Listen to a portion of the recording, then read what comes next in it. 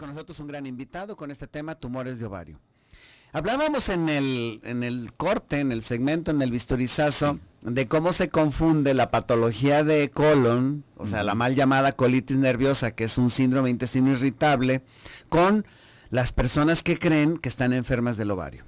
Sí, es correcto. Es frecuente que nos hablen las pacientes diciendo que probablemente pues pudieran traer un ovario inflamado, los ovarios inflamados, algún quiste, porque refieren tener un dolor en la pelvis, sobre todo en lo que nosotros conocemos como la fosa ilíaca derecha o izquierda, que todo esto es conocido por las mujeres como en el bajo vientre, ya sea del lado derecho, del lado izquierdo, y entonces desde luego pues que tenemos que descartarlo o confirmarlo, ¿verdad? Y resulta en algunas ocasiones que efectivamente no es problema ginecológico, sino que traen el colon distendido, con timpanismo, hay algo de estreñimiento y todo lo que tú ya conoces perfectamente. Igual me imagino en tu área puede pasar al revés. Resultó que no era el colon y que era alguna tumoración quística o sólida o mixta de ovario. ¿Alguna vez, y más sobre todo la enfermedad pélvico-inflamatoria, cómo se confunde? Sí, también. Aunque pues es una entidad diferente, Totalmente. porque estamos hablando ya de procesos infecciosos, inflamatorios por alguna infección de transmisión sexual o contaminación también. A ver, esta pregunta, o sea, en términos generales, por lógica, si alguien dice que se toca una bola en el bajo vientre, de primera instancia debemos de pensar en una patología de ovario como un tumor, o sea, ¿sí es algo común? Para que se pueda precisar, para que se pueda palpar una tumoración de ovario a través del vientre, pues se requiere que tenga cuando menos 12 centímetros de diámetro, prácticamente el tamaño de una toronja. Una tumoración menor de 10-12 centímetros no es posible palparla a través del abdomen. Se requiere del tacto vaginal y se requiere, si hay la sospecha, de un ultrasonido. A menos que la paciente esté muy delgada, pudiera sentirse a lo mejor una tumoración de 8 centímetros. Pero tú sabes que las tumoraciones se acomodan muy bien en el hueco pélvico. O sea, el hueco pélvico es como una cazuelita. Así o sea, es. O una cuevita. Una cueva. Y entonces ahí se acomodan los tumores. Y a veces vemos tumores de 15 centímetros que están incrustados, que están escondidos en ese hueco pélvico y difícilmente se pueden palpar. Y muchos de ellos pueden ser asintomáticos. Se acomodaron tan bien que difícilmente se van a torcer. Porque uno de los riesgos es de que un tumor ovárico se pueda torcer. Sobre todo si tiene mucha movilidad. O tiene un pedículo, que es como el tallo, vamos a decir, que permite que en uno de los movimientos se tuerza ese pedículo y deje de llegar la sangre y en consecuencia pues se va a generar un dolor intenso por esa falta de irrigación. Ahora, cuando hablamos de tumores de ovario, siendo que es el órgano germinal de la mujer, a ti, si yo te digo tumor de ovario, ¿pensarías en benigno o maligno? Generalmente en la mujer joven se piensa en tumores funcionales del ovario. ¿Benigno? Que se deben, sí, benigno totalmente, que se deben a problemas hormonales y no propiamente tumores cancerosos. Pero sí quiero decirte que la clasificación de los tumores de ovario es muy amplia. Y entonces pueden ser quísticos o pueden ser sólidos, pero tienen diversas, raíces anatómicas, embriológicas, histológicas, y que habrá tumores potencialmente malignos, muy agresivos, y habrá los quistes funcionales que pueden desaparecer en 1 o en 2 meses, generalmente 4 o 6 semanas. Quistes no mayores de 6 centímetros se deben de considerar como funcionales y están sujetos a una vigilancia clínica y ultrasonográfica y no intervenir quirúrgicamente, porque esos quistes van a desaparecer sin medicina, solamente con los recursos propios que tiene el organismo, pero sí requieren de vigilancia. Fíjense, queridos radioescuchas, o sea, el hecho es bien importante. Esto da pie para que si te dice a alguien que tienes un tumor de ovario, o sea, keep calm, que mantengan la calma. O sea, hay que mantener la calma y empezar a hacer un poquito más de averiguaciones. Tú haces una distinción muy así, si es mujer joven, yo pienso que es funcional, que es benigno. Quiere decir que cuando ya está la mujer más grande, cuando ya el ovario, no sé, la edad que 50 años, 60 años y se piensas en tumor, ¿pensarías en maligno? Claro, sobre todo en las mujeres menopáusicas. Ya en la posmenopausia, cualquier tumoración en ovario es 95% posible que sea maligno, y más si es bilateral. Cosa contraria con las mujeres jóvenes. Sin embargo, puede darse el cáncer incluso en mujeres aún que no están en la vida reproductiva, es decir, mujeres de 8, 10 años, niñas de 2, 3 años de edad. Son rarísimos esos tumores, pero sí llega a ocurrir. ¿Qué les parece? Finalmente, los ovarios como un tejido propio de la mujer, cuando llega la menopausia y se apaga, las células no se esfuman, siguen ahí y pueden tener un estímulo para de pronto producir ese tumor. Sí, definitivamente. Por eso nosotros, a todas las mujeres aquellas que ya no tienen útero o matriz, y dicen, ¿para qué voy a visitar yo al ginecólogo si ya tengo 65 años, me quitaron la matriz a los 45, ¿a qué voy a que me hagan el Papá Nicolau?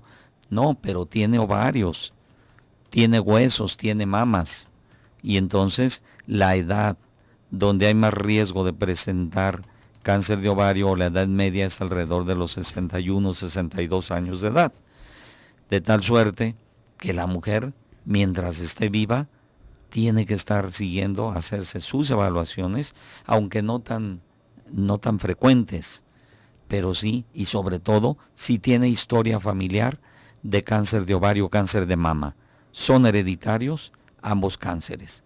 Por eso es muy importante estar vigilando los ovarios en una paciente que tiene cáncer de mama y viceversa.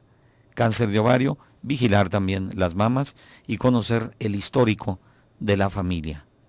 ¿Qué les parece? Qué interesante tema, ¿verdad? Bueno, pues está muy interesante, pero nos tenemos que ir a un vistorizazo. Nuestros teléfonos 3122 1190, 3647 1883. Austin, Texas, nos está fallando el 512, así de que si te quieres comunicar aquí, nada más antepon 01 52 33 a los teléfonos en el estudio. Vámonos al vistorizazo, regresamos.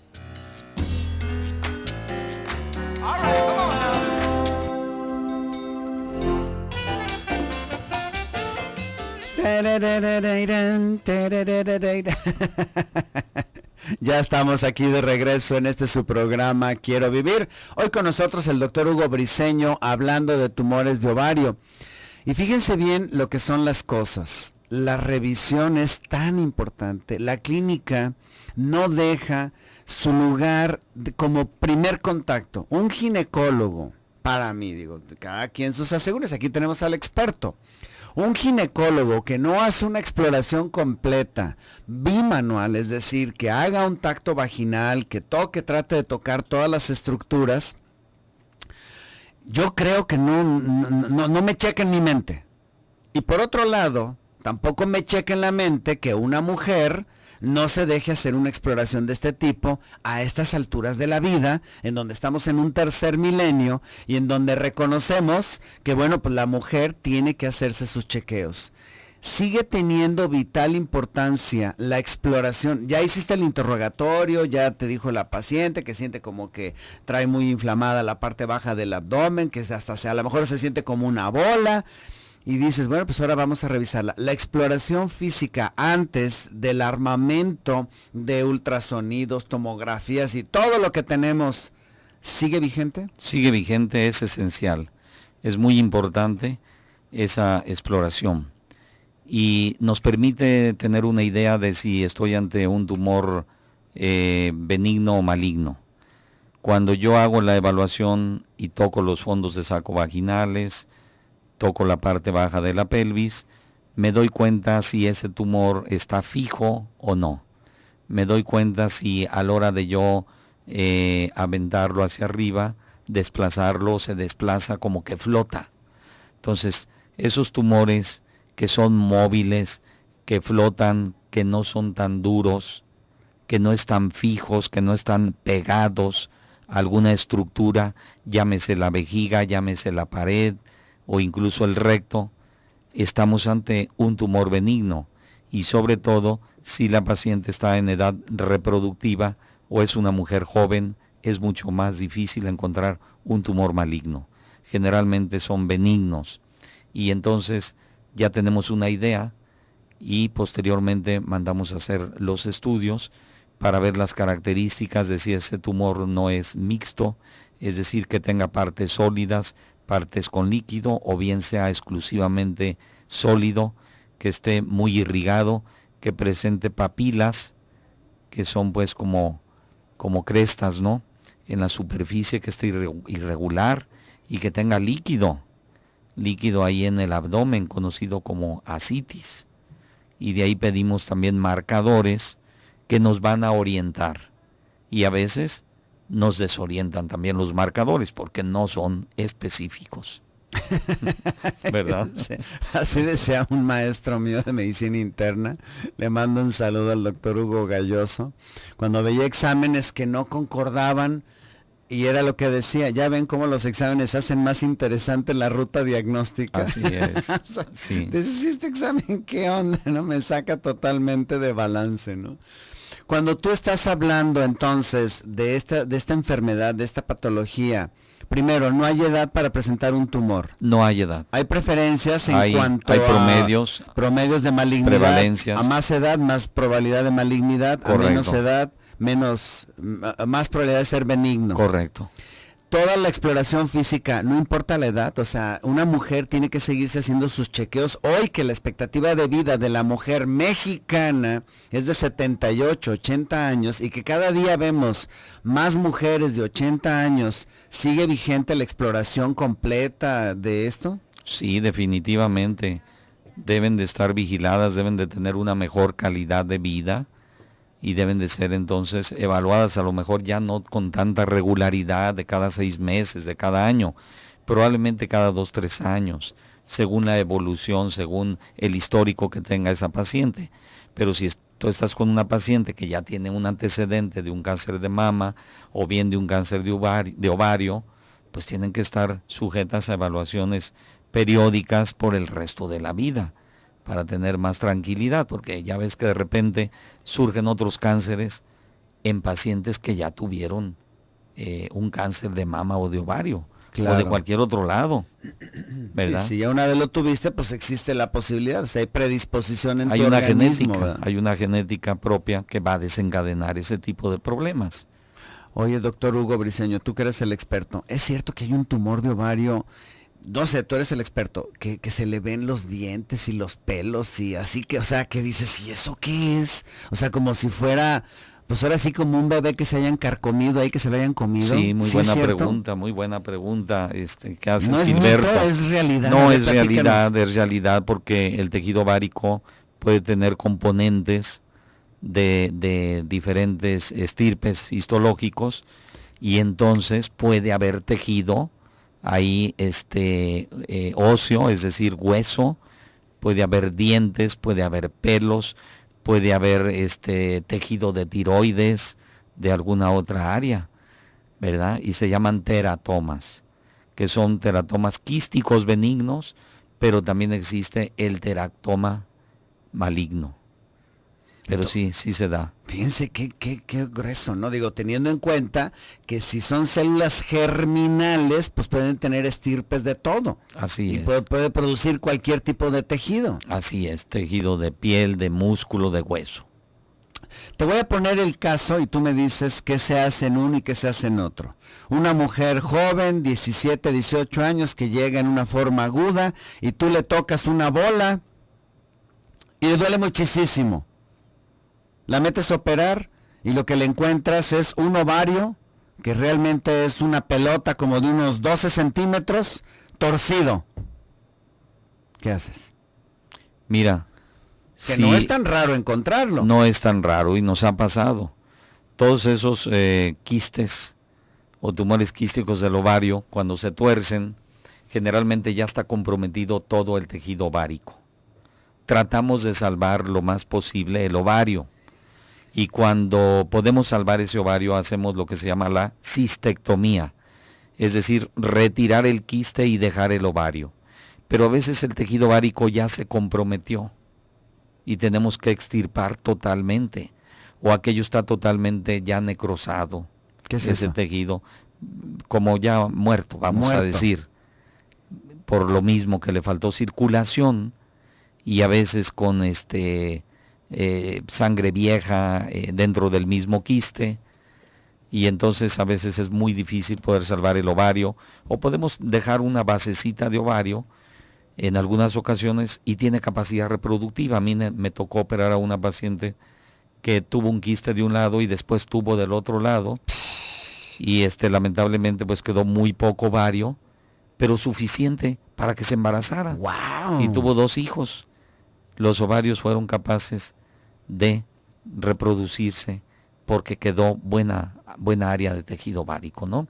Pero cuando se retira totalmente, ya es prácticamente nulo que se puedan embarazar, ¿verdad? Ahora, en este caso específico de estos quistes torcidos, ¿se pueden diagnosticar antes de que se tuerzan y se mueran? ¿O no es como no siempre se pueden diagnosticar porque a veces son asintomáticos? Quizá la mayoría de veces son asintomáticos. Son hallazgos a la revisión, a la exploración. Entonces nosotros procuramos que las evaluaciones sean anuales. Toda paciente con vida sexual activa, en vida reproductiva, necesitamos estarlas vigilando cada año para hacer Papa Nicolau, su tacto vaginal para checar cómo están los ovarios. Si vemos que está crecido, hacemos el ultrasonido ahí mismo, checar los senos también. O sea, es una evaluación integral. No es que nomás vayan al Papa Nicolau, es integral. Revisar todo. Tenemos que irnos al bisturizazo. Nuestros teléfonos 3122 1190 3647 1883. Y ahí está nuestro chat abierto www.radiomujer.com.mx. Vámonos.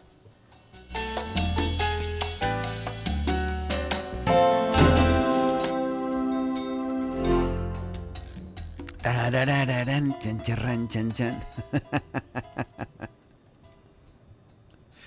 Está el patrón desconfiando de uno de sus empleados, que ve que se sale de trabajar y entonces contrata a un vigilante. Entonces le dice, quiero que me cheques qué hace este empleado.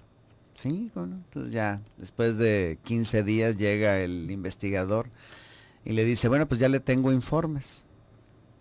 Fíjese que este señor, cuando se sale de la fábrica se va en su carro y va, pues, llega a su casa y agarra a su mujer y hace el amor como 1 hora, hora y media, y luego se baña y luego ya se regresa en su carro a la empresa. Bueno, pues está mal hecho que se vaya, ¿verdad? Creo que no me entendió. Se va en su carro, llega a su casa, llega con su mujer. Déjeme hablarle de tú entonces. Se va en tu carro, llega a tu casa, agarra a tu mujer. Es que era respetuoso el investigador. Le hablaba de usted. Exacto. Ja, ja, ja. Ay, no, qué pésimo chiste, Gilberto. Pero en fin, continuemos con este tema de tumores de ovarios, pero también tenemos participación. Me gustaría que nos dieras algún teléfono de contacto. El doctor Hugo Briceño, recuerden que es ginecobstetra. 3121 1920. 3121-1920. ¿En dónde estás ubicado? Niño Obrero. ¿En Niño Obrero? ¿A qué altura? Entre Guadalupe y Parque Juan Diego. Perfecto. Rosa Hernández Orozco del Carmen, ¿hasta cuándo es recomendable que se opere un quiste? Buenísima pregunta. Sí. Porque hay quistes que hay que observar. Hay, Sí. como ustedes tienen como una regla Sí. de oro, Sí. de medidas o algo así. Hay que esperar 6 semanas. Si después de 6 semanas ese quiste sigue creciendo y no mejora aún con algún tratamiento hormonal, entonces sí es recomendable operarlo. Pero ¿Y hay de algún primera tamaño intención, en no. especial? Sí, quistes mayores de 6 centímetros que tienden a incrementar su volumen y que ya se les dio el tiempo de 6, 8 semanas y lejos de disminuir, permanecen igual o peor en cuanto a tamaño, hay que operarlos. No pensársela, porque aquí, híjoles, o sea, puede ocurrir algo. Pero de primera intención no, que quede muy claro. Que quede bien claro. Quistes menores a 6 centímetros de primera intención, el manejo es observación, vigilancia. Y luego fíjense que pasa un efecto visual bien chistoso. 6 centímetros equivale a que unas tu dedo gordo con tu dedo pulgar con tu dedo medio. A lo mejor ese sería como este tamaño, 5 centímetros. Entonces tú lo ves y no se ve tan grande. Así es. Ah, pero las imágenes que te entregan de ultrasonido, no, se ve un bolonón del tamaño del mundo. Sí. No se asusten, vean las Sí. medidas que nos están marcando. Sí. Ahora, quiero aclarar que si el quiste se complica, aun cuando sea menor de 6 centímetros, 5, 4 centímetros, se complica. ¿Qué quiere decir se complica? Se tuerce o se rompe, entonces ya es una emergencia que hay que operar de inmediato. Pero esto es lo que menos ocurre. El 90% de los quistes funcionales van a remitir, van a desaparecer espontáneamente. Y te cuento de una paciente que tuve el año pasado, que tenía un quiste de aproximadamente 10 centímetros. Estuvimos a punto de intervenirla, cuando en uno de los ecos de control encontramos un saco gestacional de 5 milímetros. Y entonces hacemos una prueba, tenía pocos días, 2 días, 3 días de retraso, aunque no era muy regular ella, y ándale tú que estaba embarazada. La dejamos así, en observación. A los 2 meses, el quiste había desaparecido. Fíjate nada más. Progresivamente fue reduciéndose ese quiste en lugar de haber crecido más. Fíjense. Y no hubo necesidad de operar a la paciente. Por eso tienen que ponerse en manos de profesionales que además sean éticos, ¿verdad? Porque, digo, a mí me tocó una experiencia con un paciente amigo, porque yo soy muy amiguero de mis pacientes, en donde se va de luna de miel, se pone mal después de que regresan de la luna de miel y la querían operar de un tumor de ovario. Le habían hecho un eco en su consultorio. Entonces acuden a mí y le digo, espérame, lo primero es verificar esta información. Te voy a mandar a que te hagan un eco bien, o sea, yo no sé hacer ecos. Entonces, estas imágenes que me estás enseñando son de un eco de tecnología, vamos a decir, anticuada. Y entonces puedes haber confusión. Pues no había nada. O sea, por eso es tan importante, no había nada. Y luego convencerle de que no tenía nada. No, es que yo quiero que tenga un tumor ahí, me dijo el doctor. No tienes nada. Mira, aquí está el eco que te hicieron en tal lugar, que son profesionales radiólogos. Sí. No tienes nada, no hay tumor, fue una imagen compuesta. Sí.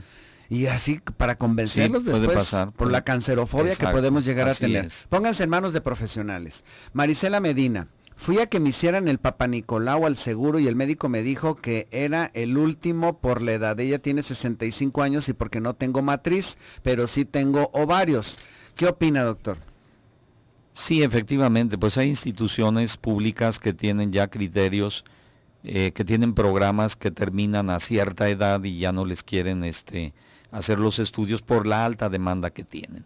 La verdad es que, como lo dije desde el inicio, la mujer debe de estar evaluándose mientras esté activa, mientras tenga vida, hay que estarla evaluando, aunque a lo mejor ya no con esa regularidad, pero que no se descuiden, No se descuiden, no dejen de ir a sus controles. Y lo más que tiene ovarios. Tiene ovarios, tiene hueso, hay que pensar en la osteoporosis y en la mejor calidad de vida. Claro. Y tiene mamas también. Sí. Leticia Martínez de Oblatos, cuando tenía 32 años me sacaron un ovario, supuestamente por un quiste. No tenía molestias, no tenía dolor. Y el doctor me dijo que me tenían que operar porque tenía un quiste. Cuando me operan y me sacan el ovario y resulta que no tenía el quiste constantemente, sufro depresión desde ese acontecimiento. ¿Qué puedo tomar para sentirme mejor? Me recomienda un sustituto hormonal, 62 años.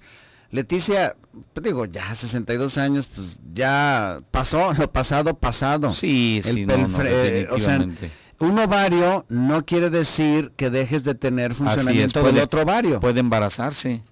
Bueno, ya ahorita ya no. No, ahorita ya no. Pero no se nota, pues, el organismo no resiente.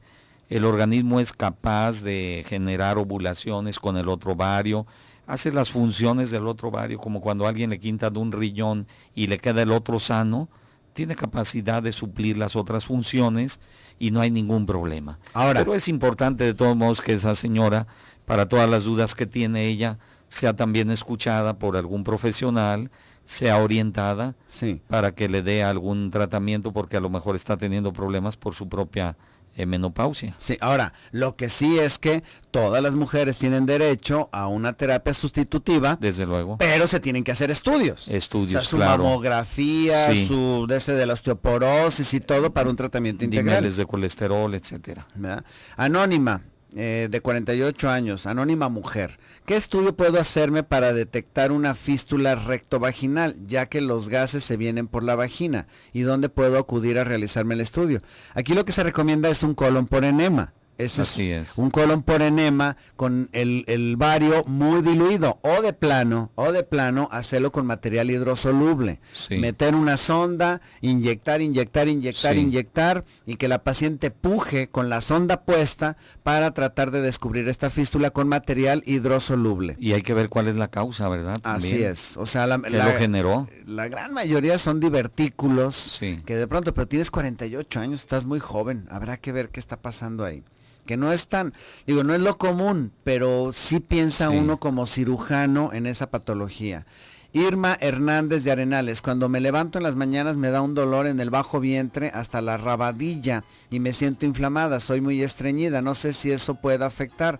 ¿A qué se cree que ¿Cómo que se acabó el programa? Mañana terminamos de contestar estas preguntas. De nuevo tu teléfono.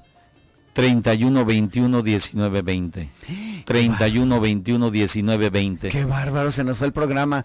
Bueno, quién sabe por qué, Toño, algo le hiciste. Ahí estuvo el buen Toño en los controles, Jessy en el teléfono, César en cámara, Rosy en producción y Gilberto, un servidor aquí en la conducción. Recuerda, si tu médico te prohíbe el café o el chile, no le hagas tanto caso, que no hay evidencia científica de que hace daño. Pero si tu médico no cree en Dios, te pregunto, ¿qué estás haciendo ahí? Cambia de médico. Yo soy Gilberto Priego. Nos escuchamos el día de mañana con risoterapia. ¡Vámonos!